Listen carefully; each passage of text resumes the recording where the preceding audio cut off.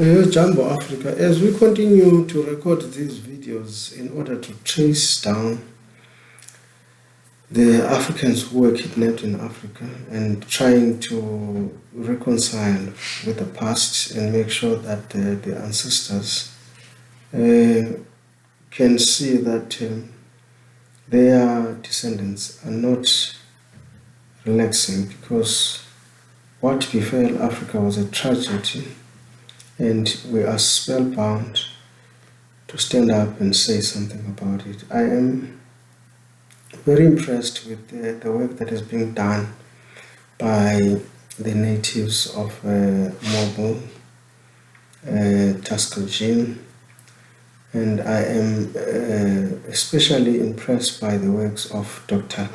Sharon Ingram, who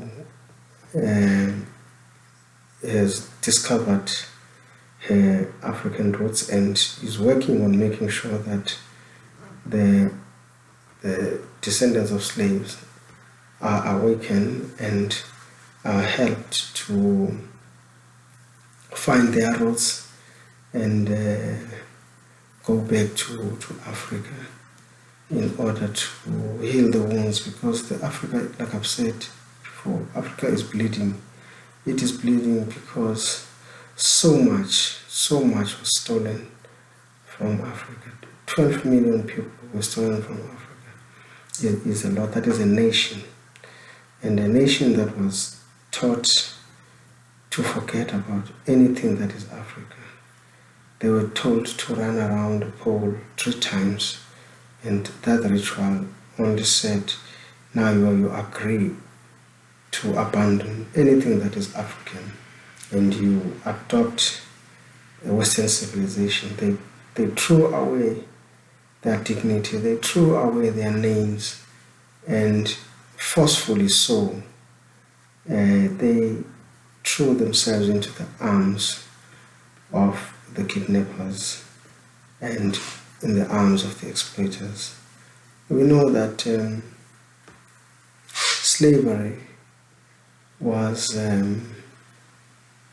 said to be abolished in 1808, legally abolished in America, but it went through for another 50 to 60 years unabated. And although people were told, the American law said slavery was illegal, but there were people who still came to Africa because slavery was a cheap way of getting rich. They came to Africa to kidnap Africans and take them by force. We hear that the last ship that came to take Africans on Africa was called the Clotilda. And this whole video is based on the struggles of the inhabitants of that ship, or the people who were passengers in that ship, who were forcefully forced to go to America in order to be sold as slaves.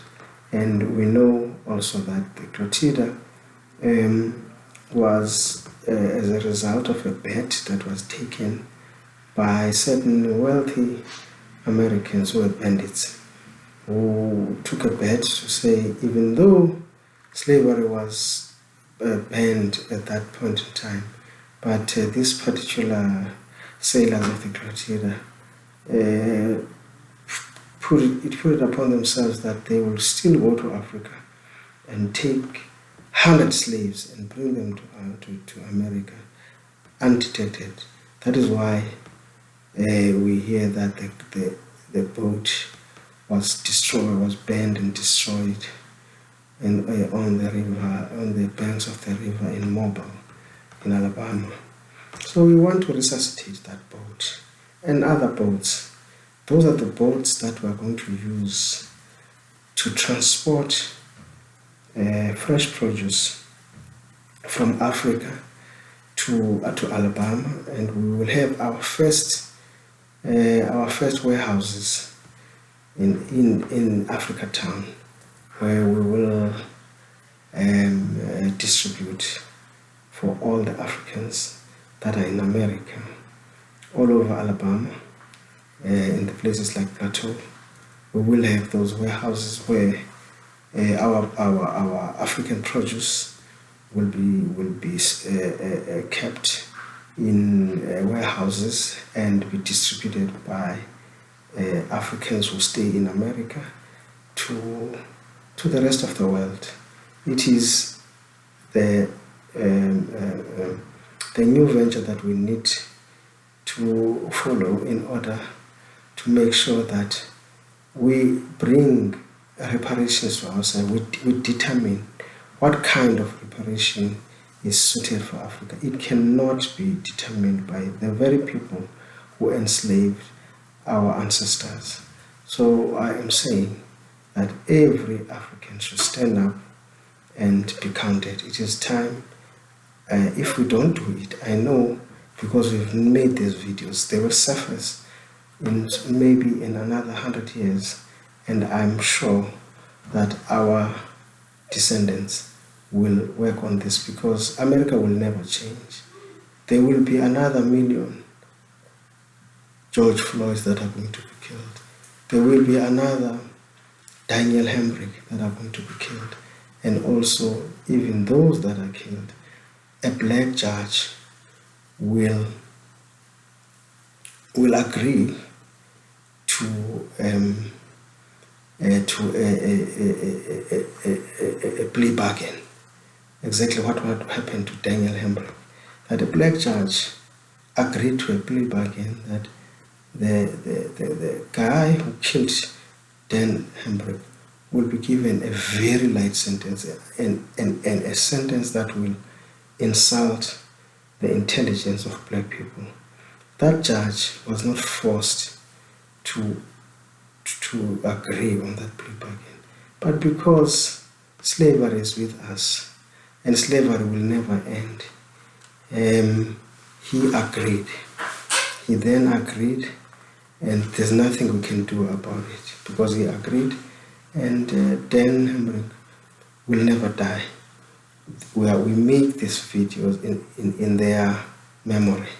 This is a tribute to people like George Floyd and Dan Hembrick and many other black Americans who were killed in the hands of the white policemen in America. And we are also saying, even though other Americans think that the plea for Americans to come back to Africa and get their legacy, which is the land, and use the land to benefit the whole world. Because if you say Americans must come to Africa, we are only saying, come back, let us work the land and help Africa to distribute food around the world, because the world is faced with famine. There are wars. We see wars today between Ukraine and Russia.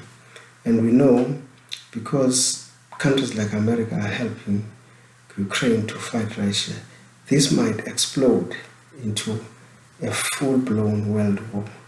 Those are the fears that we have as Africans, but there's no need for these egoistic wars where one nation wants to prove how strong it is at the expense of the lives of children and women. That is why we are saying, let's stop the war. Let's rethink our approach to world problems, and let's rethink the drive for every nation to stockpile arms which are meant for mass destruction. And we don't need that in this century. All we need is that our black people should just stand up and stop the hatred. There is no need to hate white people. There's nothing we can do with white people. White people will never like black people. We can teach them or manage them and make them able to live with us, but there is no way they can accept us as human beings equal to them. They can pretend, but at the end of the day, when I'm dead, I know in my village under the mountain, no white person will come. If I'm lucky, only one white man will come, but the rest don't care whether I'm living or dead. So that is what we all should know. Anybody can pretend to say they love black people, but it's impossible. The damage is too wide, and we've kept quiet for a very long time, including us as blacks. We have kept quiet for a very long time and have done nothing about the tragedy that has befallen us. So now we are saying people like Sharon N. Graham and people like D.D. Sharp and should emulate the people of 1808, people like Frederick Douglass, who stood up against slavery and said slavery should be abolished. We know that we are made to believe that slavery was abolished, and the perpetrators of slavery are the ones who decided that it should end, and we don't know why that they decided so, because they were still benefiting. But I can assure you that slavery didn't go away. It just changed a face. We are now faced with the worst form of slavery, where the very people who enslaved us are now causing chaos amongst us. And Martin Luther King once said, if you want to perpetuate slavery, you must make Africans to fight amongst each other. That is why we had Patrice Lumumba in Congo, and the Americans came and advised Mobutu Sese Seko to take over and kill Patrice Lumumba. So it will always be these Americans, because I can assure you that Lumumba wouldn't have killed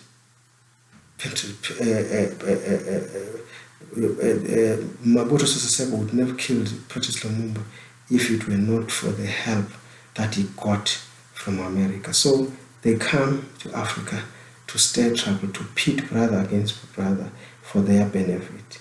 And after they had done so, Americans plundered the resources in Congo until somebody came up, Joseph Kabila came up to come and stop Mobutu Sese Seko. So it continues. We've got wars in Sudan. The very same people who want to exploit African oil are supplying arms. The war that we had in Liberia, Americans were involved. And the war that we had in Nigeria, where the generals were killing each other and being held by the Americans, it was not for their benefit, but the benefit of the foreigners who were fanning that wave of war. So Africa should wake up and be careful when somebody says it's coming to help in Africa without that help being solicited.